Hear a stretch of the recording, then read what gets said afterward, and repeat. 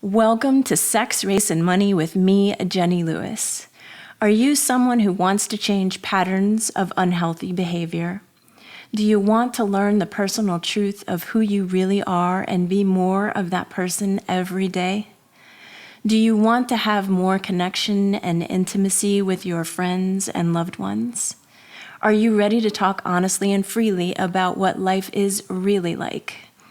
Then this is the show for you, because it's dedicated to helping us cut through the bullshit and look at and love what is truly ourselves, our deeply complex, non-conforming, beautifully human selves. We'll hear from everyday people and top experts, and I look forward to sharing this journey with you. I'm a lawyer turned life coach helping real women heal around the topics of sex, race, and money. To stay connected to the show and never miss an episode, please subscribe and join our online community at Sex, Race, and Money with me, Jeni Lewis, or at the website, JennyLewisCoaching.com. All right, everyone, we're here again with Dr. Sadeghi, Habib Sadeghi, and we have a couple of special guests with us as well. We have Jeni Zanotelli, and we have Dr. Debra Wickman. It's going to be a really special podcast for us today. We're going to learn a lot and share a lot as usual. Dr. Sadeghi, as you all know from the first podcast, is a doctor who combines East and Western medicine. He has a deep knowledge of healing, both in the spiritual and physical realms. Jeni Zanotelli is a patient of his and a good friend of mine here too. She is a deep spiritual healer with knowledge in many realms as well. A pretty magical woman, which you will soon find out. Debra Wickman, I'm going to let Dr. S introduce. It's thank you for that introduction. It's really a privilege to be here and for our intentional healing community. And so I want to tell you a little bit about how I've had the privilege of connecting with Dr. Wickman. As someone who's been interested in this connection of mind and body, about a decade ago, I came into an idea and a thought while studying why is it that there is a gender predilection when it comes to autoimmune diseases, right? 10 to 1. Diseases such as lupus, Hashimoto's thyroiditis, rheumatoid arthritis, autoimmune hepatitis, on and on and on. For every 10 women, only one man will get these diseases. So with that in mind, I started studying psychoanalysis. And one of the theories in psychoanalysis, based on Freudian psychoanalysis and Melanie Klein, is that there is a low-grade, free-floating anxiety in women. And it has a lot to do with not being able to visualize their genital organs, you see. When you're a man, things are a lot more externally oriented and visible. But for women, and especially as a little girl growing up, it would be very difficult to have the abstraction of, I have everything and perhaps even more sophisticated, but it's in a negative space, right? And it's life-giving and so forth. So with that in mind, I was looking for a gynecologist that would be willing to take women into the huge galaxy of internal organ, because as a family doctor, I was trained in doing pelvic exams and pap smears and so forth, but it was almost always the woman, you're sitting on the right opposite side of the woman on the other end, and there is such a sense of disconnect, right? That, and it was so impersonal, right? So what she does is revolutionary, and that's why it's really my privilege, not only as a colleague, but just as a human being. Her innovation and what she has contributed to this field and how healing and the results that she's getting. That was really for the main reason of us coming together. So having said that, I wonder, Dr. Wickman, if you could just share in terms of how you approach your pelvic exams. Sure. Well, I've been a gynecologist for 25 years. And then not only that, but because it's such a, sacred trust type of profession, this bond we develop with women over their intimate anatomy, I, over the years, was frustrated with how disconnected, like you mentioned, women get with that. And I sought ways to try to help women with that. Became a sexuality counselor, did a fellowship in female sexual medicine. And so through all of those experiences, plus my clinical patients, have come with this idea for bringing something that women often dread, the pelvic exam, the pap smear, women don't look forward to that in general. And why is that? It's because we're ashamed of our bodies. We don't understand our bodies or how they function. And women always think negative things, especially about their genital anatomy. They either think it's too big, too ugly, too smelly. There's always something wrong with it. And the medical model treats it almost like a black box. Right. Like you don't know anything about it, right? You come in, you disrobe, you get into this, right? And a sample is taken, and then weeks later you're told if you have cancer or if you have this or not. So you don't really know what's occurring.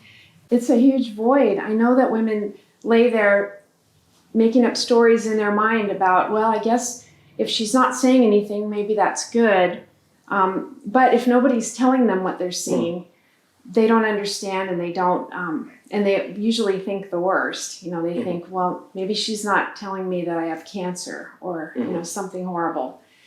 So I started thinking, what if we could change things like that? While she's laying there experiencing this exam, actually have her participate in it, learn from it, be an active player in it. And so this evolved into developing a technique where she holds an iPad or a digital tablet, and then I have a little transmission device that's attached to my colposcope, which is kind of a microscope with a light that points at the area. Anyway, that transmits to this closed loop Wi-Fi onto the iPad. So the bottom line is she gets to see in high definition all of her internal anatomy as I'm examining. So in real time, she's experiencing this, and then externally as well. What I've turned this into is even a form of therapy of sexuality counseling that I do. So we talk about things first, and what I do is based on Dr. Gina Ogden's 4D wheel of sexual experience, where we realize that as a being, we're not just the physical. And as physicians, we shouldn't only just deal in the physical, because there's the body, but then there's the mind, the emotions, the heart, and the spirit, or the connections as well. And so this method takes all of those into account by, first of all, really putting in, I have a little table where a little 3D pillow of the vulva is in the middle of that table. I've seen that. Yes. In your office. Yeah. And we talk about her life journey from the experience of her genitals. And it's really the first time many women's genitals have had a voice, and explaining through that life journey the body, the mind, the heart, the spirit of that part of her anatomy, and all that's come across. Dialogue. Yes, totally the vagina dialogue. And in doing that, what I uncover in each of those areas are typically the negative current reality things that are distressing her and causing blocks in her relationships and helping her not, preventing her from engaging with life. But then we take it a step further into what would she wish for? What is that wished for state in each of those realms? And so that gives us a way to see where she is, and then to reframe that to where she wants to be. And then that's my role through our interactions together, however long that takes, in helping her devise a plan and taking an active role in going from current reality to that wished for state, that morphic resonance of, changing your body, changing your beliefs, changing your emotions, and changing your relationship by learning about yourself and by understanding your form and your function and learning to love that and appreciate it. And it just radiates outward, not just with herself, but her partner and life overall is what I see. So it's like become my joy of taking care of women in this way, because it's really, I feel like it needs to disrupt the whole way we practice women's health care, you know? I think it's beautiful. It's very different from anything that I've experienced in going to a gynecological exam. It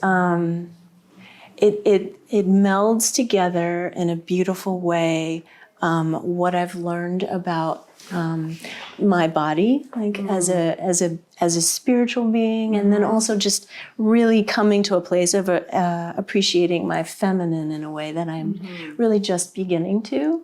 The approach allows the resolution of the mystery of what it means to be with me.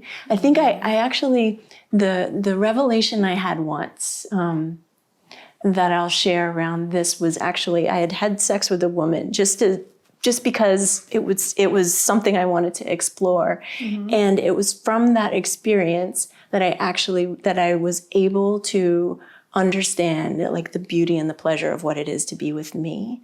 And so it was like through another person, and what you're offering here is a way to really be and see yourself, like not only physically, but on a real the belief in the body level, which is really it changes everything in the way that you said. Just in hearing you say it changes everything for me to know and appreciate myself in a way that is internally beautiful and enlightening. It changes everything that I see around me because I have that deep appreciation for myself, and I don't have to go finding it in other places. Yeah. Yeah, that's powerful. Women, I find, they don't typically look at themselves with a mirror. They don't understand. They kind of just deny. I call it intentional neglect, because we tend to busy ourselves with our families or with our partners or our careers or our community, whatever it is. We're multitasking all the time. And we tend to just put our sexuality on the back burner. And then society sends us a message that when we're no longer reproductive, no one cares about that anyway. Oh, you don't need a pap smear anymore. We don't need to see you anymore. And women feel like, okay, well, I guess there's nothing going on. It's just part of aging. And I feel like there is no expiration date on sexuality and pleasure and healing and feeling good. And so my big role is to really reframe that and help resolve pain and help women understand how to have orgasms and how to have arousal and how to improve desire. Why would that be important? Why is that important in the context of human health? Based on your, a quarter of a century of experience and wisdom and empirical studies of seeing women. It's really at the core of who we are. I mean, if we don't love ourselves and don't develop that part of ourselves, I mean, it's one of the basic drives of being alive. It's right up there with, hunger and, shelter and love. And we really need to have sexuality and that bond that develops with another person or within ourselves. And so without that, we're missing part of what activates or what lights us up, what helps us interact in the world and life. And so pleasure is part of that. We need to, I feel like as a gynecologist, we're kind of guardians of those organs, and yet we don't do a very good job of letting women know that they have permission to have pleasure. We like to talk about pregnancy and pathology, but pleasure is right up there in that triad, and we tend to just ignore that because we're not comfortable with it. But women need us to be comfortable with it, because otherwise they're not. And so they need a trusted source to find out about it, ask about it, get clear on where they're at in the scheme of things, and then be guided toward, being the optimal way they can be and healing these barriers. I see women that are so shut down with, their muscles in their pelvis get all tight and clenched and constricted, but they don't understand it. It's below their conscious awareness. Their partner, if he's a male, may say things like, feel like I'm hitting a wall, can't even penetrate. And they're labeled with diagnoses like vaginismus or, scary sounding things like, just things are too tight, things are too narrow. You just, it feels like rejection from society. But with this method, you can really just see what's going on. She can see those tight muscles. She can learn kind of in a biofeedback way to help them relax. And just really looking at all the layers of what is contributing to that. And then, individualizing it to find a way to help her heal, whether it's in physical things or emotional things that are binding her up. I know that you've done some studies in terms of one of the age-old wisdoms of using jade eggs in terms of rehabilitation of pelvic floor. And I wonder if you could speak more to that in terms of your empirical observations. One of my colleagues is very versed in helping women with this jade egg, for instance. And I was interested in it as, for instance, a tool of connection. You can use almost anything as that tool of connection. Pelvic floor, trainers, dildos, whatever your special object is that you're attracted to, a crystal dildo. I mean, women choose all different types of implements like that, and jade egg being one. And I was curious about, because there was quite a bit of polarizing media about it. Some doctors saying that it would cause toxic shock syndrome and you shouldn't put rocks in your vagina.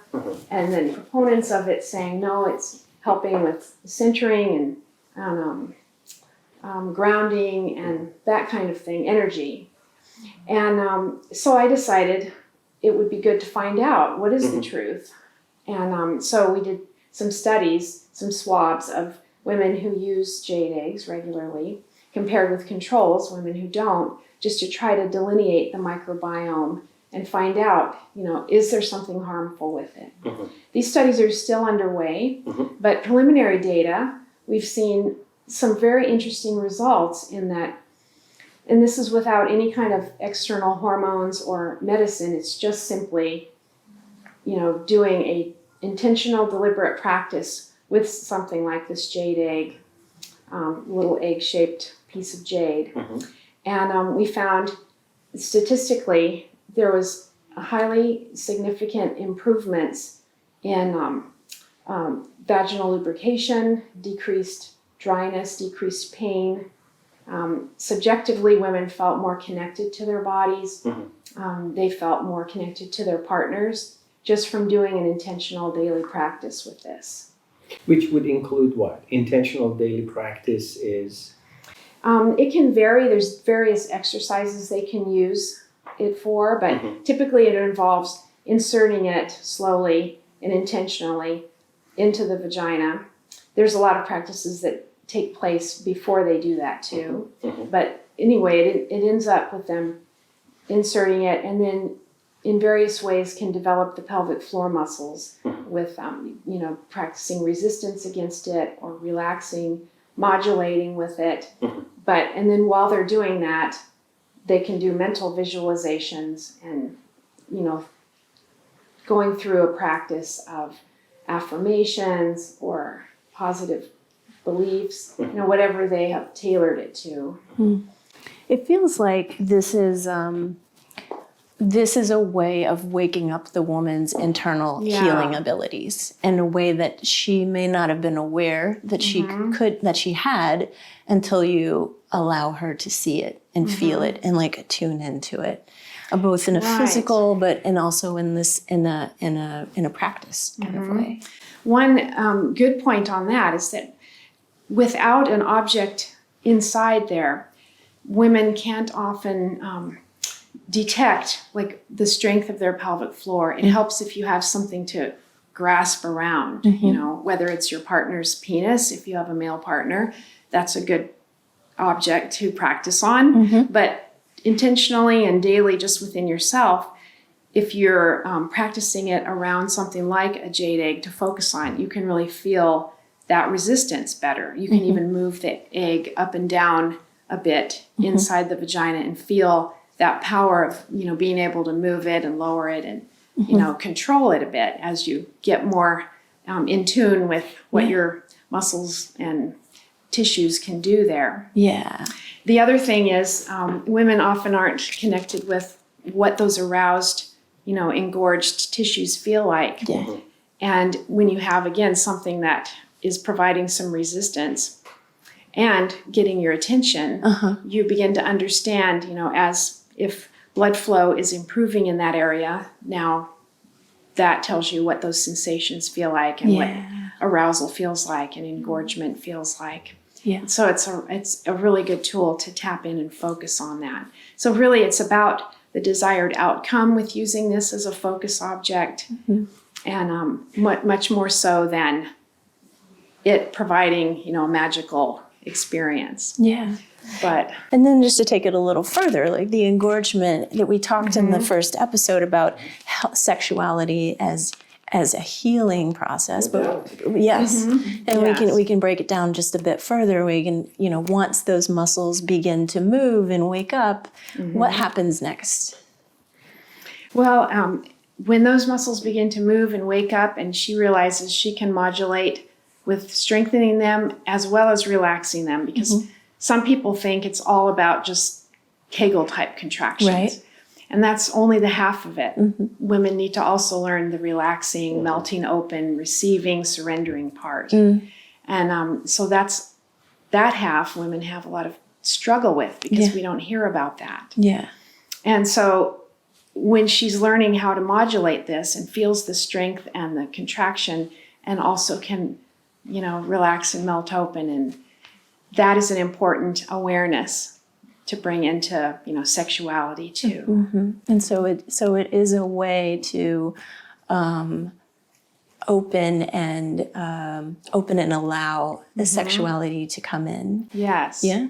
In a way, in the beautiful way that you described in episode 1, like where it's deeply connected and intimate in such a way that she heals her body as she heals these muscles, but she's also healing her soul and its connection to others in a deeper and more intimate and surrendered way.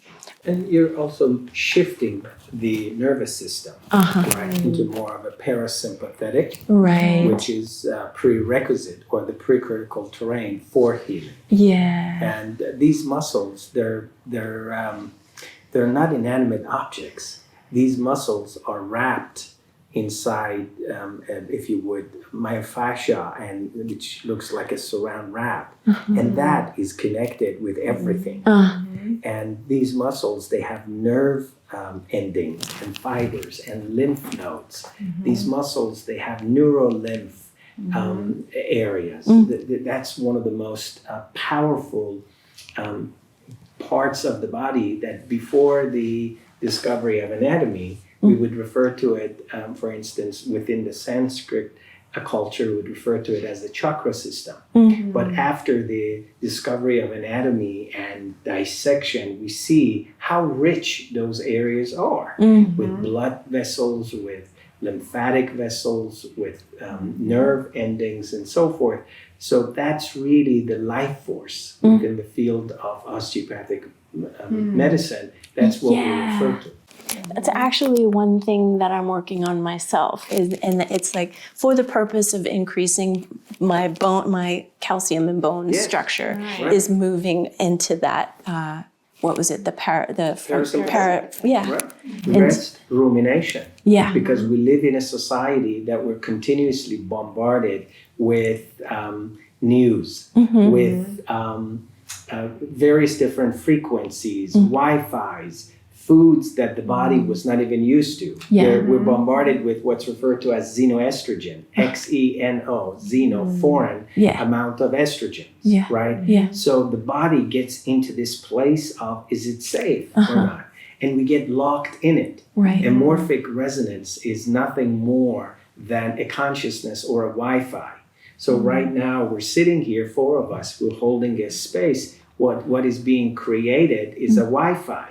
It's invisible, just like the Wi-Fi that is in any place. And you come in and you have a receptor that's called a smartphone, and it gives you the choices. These are the Wi-Fis that are available. What do you want to tap into? So that's really what a morphic resonance is. So when you have 2 human beings, there is a morphic resonance that gets created, which we refer to it, for instance, as third consciousness. Right. So, when you have, 4 people, now there is a 5th component, which is the morphic resonance that you're creating. Yeah. That was really the essence, the age-old wisdom, the sages of burning their incense or sage, right? When you burn sage as a plant has highest level of corticosteroids, right? In medicine, when we get stuck into when we get to this cul-de-sac of not really knowing what to do, what do? We give steroids because it works and it moves things forward. Sage has one of the highest level of steroids. So when you burn it, Native Americans, they knew about this. That's why they did sage. It breaks up the morphic resonance. They refer to it as a clearing. You see? That's why when the temple or that place that was sacred, they would do the clearing. They break, they open up, they create a spaciousness, and then they would come into it to have a communication or dialogue. I see. Yes. Yeah. So just to bring that into I'm just putting it together. So I know one of the things I'm doing now is I talked about changing the nervous system so that I'm more open and surrendered. We're talking about muscles and the pussy and the vagina to open those. Then there's the tapping into the there's all this information coming in from the external world as well, a lot of which I've already begun to change, like my hair and my makeup are all had to change and everything. But is there something to that, and now my body probably feels, my guess is, safer, less having less armored. You're more pliable. There. Yes. So if you want to, bone, right? What is bone? Bone is when you look at a person and they have, let's say, osteopenia or osteoporosis, thinning of the bone, or what occurs is bone is tied into level of integrity. Yeah. Right? Yeah. So when, let's say, that may or may not be true for you, but for instance, generally speaking, when you look at a person that they're continuously being attacked or their integrity is being questioned. So the way that the body works with that is they start losing calcium. You see, they will piss out their calcium. Right. Now, this is the way that we've been relating to the feminine in our society. Yeah. Because if you're not youthful, if you're not fertile, if you're not producing, you are disposable. So then towards the end of their age, 50-year-old women, it's very common for them to be stepping over a curb and they get a hip fracture. Right. Because they have osteoporosis or osteopenia. So the conversation, right, you have 3 daughters. What you've started, the intent, is to really create a new line of energy for your daughters to walk into. So when they go in and they have a medical exam, but it becomes a psycho-spiritual and uplifting experience rather than being dissected and pathologized and looked at, is it good, is it bad, are you going to die, are you not going to die? See, the conversation is, could we step forward as a society and actually focus on health, healing, and consciousness and how they're all related with each other. An honoring of the soul. Absolutely. At the deepest level. And I feel like it's like integrity is one that's up for me, and Jeni can probably speak to her own experience with this too. You know, as we are women who are creating a lot of new things and really having to find deep integrity in ourselves, you know, as we move forward. And it feels like life is bringing to me in many ways places where I'm going to have to stand up for myself and talk, you know, in the deepest of tensions, right? Filling in. Your bone is filling in. Yeah, it's wanting to fill in. Right. That's exactly right. Right. And so I think that it's amazing that's why I knew that it was something my soul needed, you know. But because that's more exciting, isn't it? Yeah. Instead of saying, see this pill, it's called this. Well, you're gonna be taking it for the rest of your life. Yeah. I mean, right? Yeah. I mean, all of my aunts are working on their bone structure as well, you know, and these are very strong women but there is a stigma attached to like, what is my value and worth at 47? Yes. Yeah. What is it like to be a 47-year-old Afro-American woman in our culture currently? You know, that's what you're looking at. Yeah. And you're shifting and changing that line of energy that is coming through you and making it easier for a lot of other people. Right? Yeah. But Jeni, if you want to speak to this, like for instance, some of the interactions that I've had the privilege of working with you and your husband, like you taking a stand for him and his health. You see? I mean, that's really a true partnership. Talk about intimacy. Yeah. Right? Is that... Yeah, that's one of the things that comes up for me as we're talking all about intimacy is...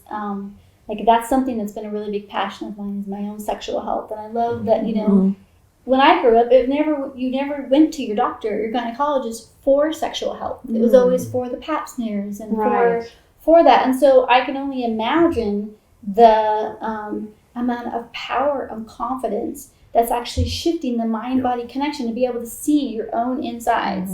You know, I've never seen myself climax. I don't know what I've seen like another woman climax, but I don't know what my body looks like. I don't know like what muscles actually contract when my body has a climax. And so for me to be able to like actually see that, like I can only imagine the psyche and the physiological connection in my own body. I mean, I've seen my babies be born and I've seen my own vagina, like, but I've never actually seen inside. And so, you know, my own sexual health is connected to my partner's sexual health. So my awareness, and it's all connected. So my awareness of my own sexual health, my own body is connected to my partner's. Right, your own acceptance of your body. Yes, because you have to accept yourself, then your partner can accept it. And you can believe that they accept it. Yeah. And there's a wholeness that occurs. Yes, right? that's exactly. There's a wholeness that you know comes forth. I mean, maybe you can speak to this, Dr. Wickman. You know, there's a whole field of radiology, right? That's what we do, right? You look at radiological studies, X-rays, ultrasound, MRI, CAT scan, and I can't tell you how many times I've had a patient with recurrent, let's say, a particular joint pain that they just believe that something is wrong. But you get a radiological study and you say, you know, everything is intact. They can actually see it. Poof, the pain disappears. Right. The pain disappears. So I think there's beauty in the revolutionary methodology that you're offering, right? Which is not really technology invested. It's not very financially, right? I mean, in terms of the equipment that you need no, to be it able... doesn't cost much at all. It's typically equipment we already have as part of performing care. Right. Yeah, I find that it's part of the beliefs that we start to make up in our mind as far as gynecologic pain. Yeah. Because women are disconnected, we can't name usually where it's hurting. It's just in this general, it's in my vagina. But when a woman tells me she has pain in her vagina, I never know where that's really going to be because she's usually referring to it vaguely. And so with something like this, where she can actually see and direct me to that area, then she sees, oh, there's that little fissure that happened, you know, during, you know, rough sex or whatever, or she's menopausal and now it's starting to be dry and thin and fragile, and there's a little crack in the, you know, so she sees exactly where it's located. Once you see that and connect with it, you know how to heal it then. You can send that healing energy to it. You know exactly where to maybe apply cream if that's indicated. So I feel like it's a whole healing process of filling in all those gaps that our brain doesn't process well because it's mystery. And what a powerful opportunity, especially, I would imagine, and please speak to it if you've had an experience where you've had a patient that they've had a traumatic experience, right? It could have been violence. It could have been maybe perhaps they had recurrent herpetic infections and so forth, where they can actually visualize their internal organ and they see the wholeness. I had a case exactly like this where it was a woman in her 50s who had never been able to have an orgasm. And it's really bothered her that her whole life had gone by so far without anybody being able to explain why. When we encountered her genital anatomy and her reproductive anatomy, and we had discussed like any traumatic life events that had happened along that journey, she had had an abortion that was forced upon her when she was 17 by her parents. And she had tried to like put it aside and never think of it again. But clearly it was something that was repressed and it was in her body as a barrier. And it wasn't until she saw her cervix on that iPad and realized that's where it happened. That's where that cannula went through and suctioned out that embryo. And when she saw that, it was like this huge encountering, you know, of all the sadness, all the guilt, all the remorse from all those decades was just like focused on that cervix. And so to help her really experience that, I mean, I touched it with a swab. Feel this. This is you. This has been here. And what she had to do was release it and then forgive. Forgive it. Make friends with, you know, love it. That's her body. That's her cervix. Connect with it. Yes. And it was so powerful. And everything shifted in that one encounter. And she was able to go on and experience an orgasm later with her partner for the first time. Because she was able to release that. And she didn't even realize that was hidden within her. Compartmentalized, armored, and a lot of what we carry, it's invisible to the naked eye, right? So and it's much. when you go there and you visualize it, the whole reconnection, the whole creative visualization takes place. And then what you've walked her through, it's almost intentional forgiveness. That you breathe into that particular organ, that it's part of us. Yeah, letting go so that she could be present to who she is now. Yeah, it's so important. And I can't imagine how it would be, you know, I'm thinking of the way that I used to do gynecological exams. And it feels to me like there would be a gap, you know, between me and, you know, between me being there on the table and the me and my soul, you know. Right. Yeah. That would never be connected. And there's often a physical gap because, I mean, we give them a sheet to put over the lap so the woman's laying back and not even seeing the doctor's face usually because that sheet is there. So your brain and your heart are disconnected from the whole experience. Yeah. You're just hoping to get it over with fast. Yeah. But you walk out of there with, you know, not being any better for it. Yeah, and really relying on this other person, whatever that relationship might be, to guide you through. Yeah. It's a beautiful. The connection is one of the biggest healing pieces of it is the connection. The woman being able to connect it to her own genitals and then connect it with the doctor as well. You know, most of my exams, I mean, I'll admit I haven't had an exam probably in 5 years. I haven't been. And like as we were sitting here talking, and I was like, wow, because I had a hysterectomy like 12 years ago, but I don't know what my insides look like since my hysterectomy.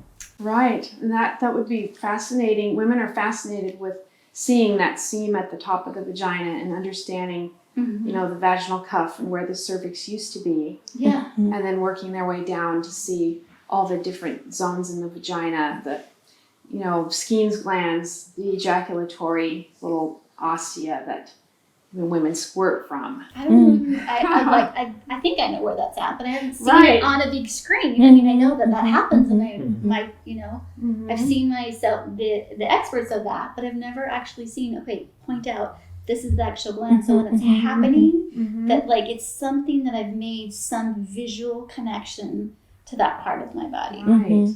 Yeah. Another feature of it that's really helpful to women is they can even do little screenshots of particular things they like Okay. to either look at later or bring home and show their partner. Or I've meditate on. Or meditate on, Meditate yes. Or do other visualizations because they have Yeah. an actual picture of their own inside. Their own anatomy. Or they can even bring their partner in for this exam so their partner can participate and see and hear and understand everything too. A deep appreciation for something that was Yeah. previously unknown and would be missed. I like that. I'm going to turn this a little bit because we had talked about STIs, and that was one thing that you Sure. that Dr. S and I had talked about earlier. And so I really wanted to hear, given that I have too HPV and genital herpes, I wanted to get to have your view of what it means sexually, like from the perspective of this this emotional connection to the body, mind, and spirit. Yeah. Well, women develop such shame around, particularly those two, because they're, you know, viral infections that we carry for years, you know. We never know when they're going to manifest or show up. And there's so much shame involved with society, Right. you know, with like, oh, that was bad that you got that. And now you have to tell everybody that you're going to have sex with because, you know, it's like you have this scarlet letter on you. That's it. And you have to share it, you know. Yeah. And so women feel so inhibited about that and remorse and shame and shut down around it. Right. And in doing that, they blow it up in their mind way worse than it is. I see that all the time. Women are asking, you know, what does it look like in my HPV? Or, you know, and they're often surprised when they find, you know, you can't even see it, you know. And then the body can make it dormant. The body can suppress it. The body can clear it. So I find as part of that connection is, and with herpes as well, when you learn to accept yourself and you transcend that and you don't feel that shame, I feel like you can heal enough that those nerves aren't going to keep having to erupt it. You know, you can decrease your whole parasympathetic flow then becomes more supportive toward not having that anxiety state, not having those nerves flared up and inflamed. Right. And those are the things that cause the HSV to come down the nerve terminals and cause eruptions. Nice. So it's all part of that healing process. And you can then have it be, you know, few and far between. Yeah. I did an article for a group of women who have HIV, just talking about my own experience with HPV and herpes and genital herpes, and just from a perspective of, you know, that the scarlet letter perspective. And they said that they had never had anyone who was willing to talk about it before. And so I wanted to you know, for those women who are going to be watching this, I wanted to get some insight from you on what that is, how to be with it, you know, in a really loving and connected way.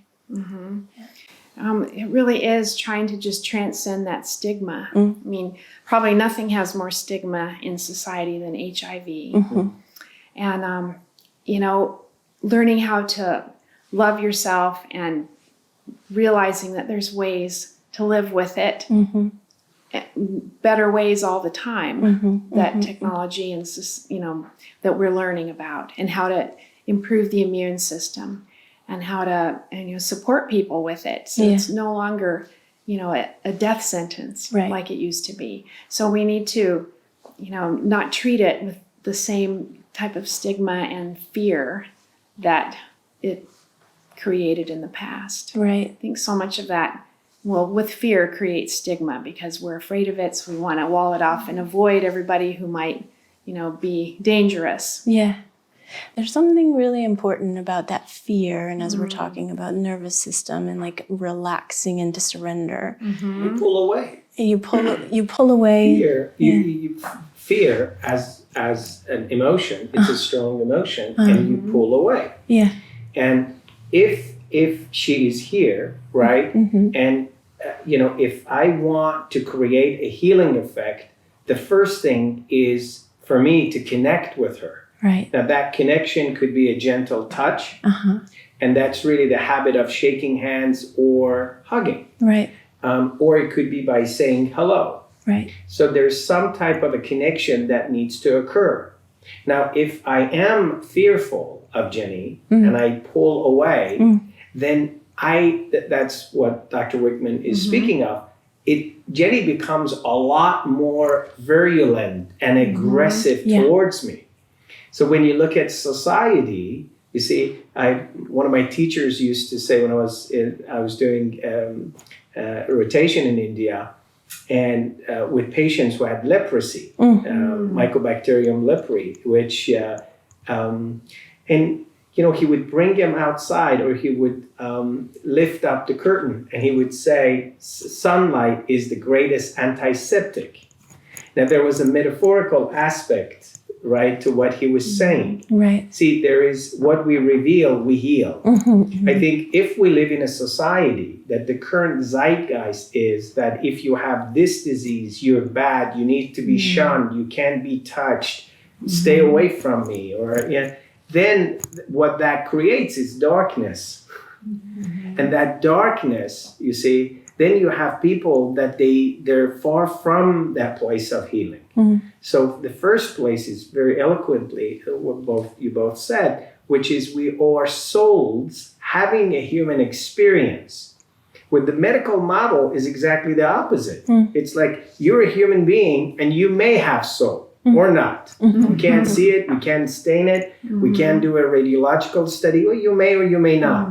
But that's it. That's a bottom-up theory that is very dissected, right? Because you keep cutting down a human being to different parts, different organs, different cells. You look at it under a microscope, but you're missing the whole aspect of what a human being is. Right. You're far more than a medical diagnosis. So when you can have a nestedness such as something which is nested, right? A nestedness, like literally like a nest, right? Yes. It's like, I love this. It reminds me, it says there are 3 eggs. And it says self-love, self-acceptance, and self-forgiveness. I've written a whole book just on these principles, right? So these eggs are nested, right? So a pathology, whether it's a flu or a joint pain or or HIV or human herpes virus or cancer, it could be contextualized and nested in a way of being, in a consciousness that consciousness by itself will create a morphic resonance that creates spontaneous remission. When the cancer evaporates. And we don't even know what happened. We give it a name, a spontaneous remission, but it was a person that did not fear the cancer. They understood that this is just a guest. Right. In their guest house. Right, Rumi. And they connected it, right? As Rumi so eloquently verbalized, and you connect with it and you realize that, wow, this has been sent here from beyond and it has a particular message. What is the message? Then you get a human being that says, you know what, I don't really want to be an attorney. And they give that up and they start a new life, right? Right. And they realize that they want to contribute to this incredible experience that we're all part of called life. You see, that's why for me, I think having had some challenges, including cancer, it was a wake-up call. I realized that I didn't want to become a neuro-ophthalmologist, that I was literally an asshole. And it really helped me to revamp my entire life and to start a new journey. Most people, their secret prayer is to get herpes or HIV or cancer. And I say that intentionally because they're dead. And they're walking dead in their lives. And they're walking around, but there is no ounce of joie de vivre or juice or vigor or craving of being alive. That's what this conversation is about. True. Moving into the joie de vivre. Like, if somebody told me here just before we came, they're like, "Oh, Jenny, I'm not surprised that's happening to you because you love some intensity." And so it's like, and then I thought, I was like, really? And I was like, oh, she's so right. It really brings me alive. It like keeps me on my toes. I have to learn some new things. I have to find my integrity to get my bone mass back, and it's from there that I find out who Jenny really is. Like in a way that I would have never seen before. Absolutely right. You look at the pathology of, you look at where, the greatest reservoir that you keep, that which is a currency physiologically, which is calcium, right? Most enzymes in the body, they need calcium to be activated and so forth. Calcium is precious. That's why you keep it inside the bone. The blood is really irrelevant. When you do a simple blood test, that's already half a year to a year dated. The bone is where the party is. The calcium is the thing. Now look at what happens when you have a society that keeps continuing an individual. They keep acidifying their blood because they're angry, they're hurt, they're being attacked, they're unhappy. Well, in order to neutralize the acidity, what do? You mobilize calcium from inside the bone into the blood, right? That's how you can neutralize it. But now what do? Well, the blood needs to be filtered, and it gets filtered through the kidneys. Right. So now you literally are urinating out your calcium, and you're creating nephrolithiasis or kidney stones. Right. And then later on in the late four decades of life or fifth decades of life, now you have the reservoir, the bone is thinned out. See, that this is not about, that there is a shortage of Fosamax or this or that medication. Right. This is about how can consciousness be shifted and changed so that the phenotypic expression, so that your bone can shift and change. Right. So now you can see the beauty of your own biography of how something occurred and it created a pause, and you could create value for who you are as a human being, which is far more important than the labels that anyone gives you. That's a soulful way of being. It's true. There's a freedom in that beyond anything, because then I find myself in any situation. I am not prisoner to whatever comes my way. There's an openness and a surrender. And a true emancipation. Yes.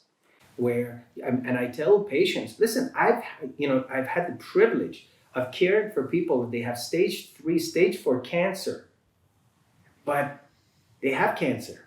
Cancer doesn't have them. There is a way of being that a human being can have, you name it. I mean, we make up pathologies and we give them a fancy name, right?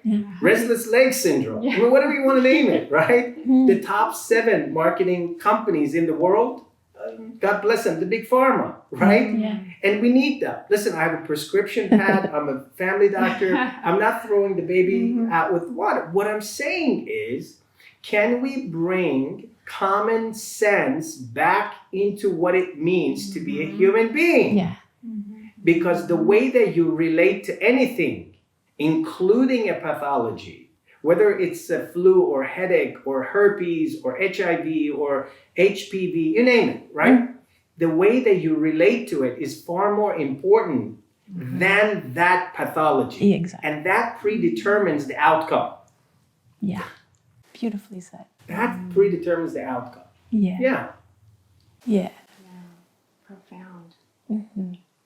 And that's the beauty of what she's doing. That's why I was very excited, and it's really a privilege, to sit with you and to hear you, because I think what you're offering is more than just including a camera and a digital iPad. Right. I think what you're including is depth to what it means to be a feminine, To it's be a the woman. sacredness Yeah. back into that femininity, and I think it will shift and change not only the psyche of the individual, the woman, not only the psyche of the family, but the psyche of the society. You see, where that depthfulness comes back to society. That humanity comes back Yes. into how we care for health. Yeah. Realizing that. Yeah.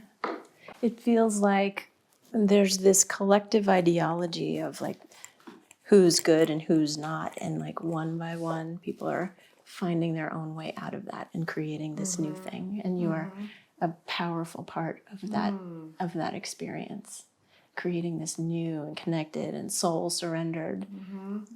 Well, when I see how empowered it helps women be, that's what lights me up. When you take a woman who previously thought herself dysfunctional and now help her see she's whole and healed and powerful, Yeah. that is exciting to be a part of. Yeah. And it goes beyond just that one. That's an experience that carries a lifetime. And it's not easy, Jenny.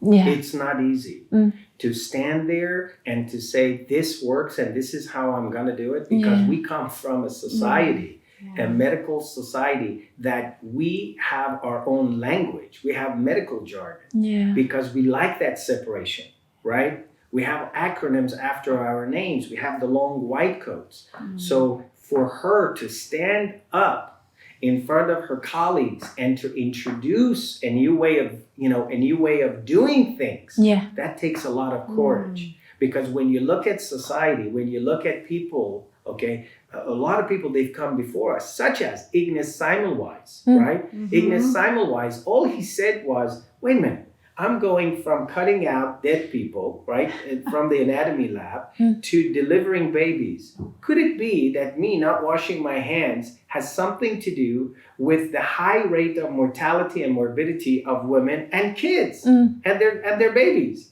You know what happened to him? He lost his license. He was ostracized. He was placed in psychiatric asylum. He was either killed or he killed himself. But right now, if you go to Austria, the largest university, it has the most giant, larger than life-size statue Of him. Semmelweis.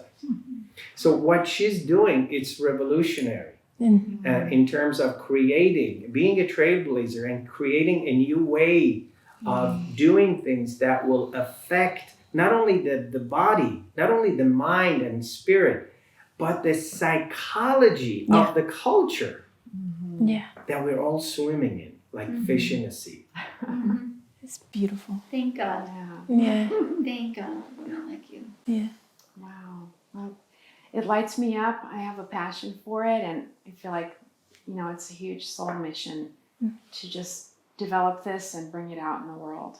So I love talking about it. Thank you. You always have a place here. Thank you. Yeah, it's been a pleasure. Yeah, I feel like we've covered a lot today. Once again, learned a lot about ourselves and our souls and surrender, about our nervous systems, our calcium, our integrity, and what it really means to be a connected and healthy human in a way that matters. Yeah, in a way that's healing. And thank you for doing what you're doing and really getting the message out and being such a trailblazer, both of you, supporting each other and creating that interconnectedness and the terrain that all of this can be conducive enough and people can hear it. Yeah. And ask for it.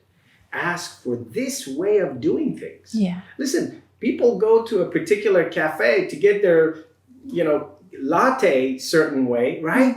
This is an important part of the body. They can, it's like capitalism at its best, supply and demand. If there is a demand, then before you know it, she will be asked, within the American College of Obstetrics and Gynecology to present and to give continuing medical education. That's and it. really that's the intention and the prayer that we send forward, the blessings of that. That is.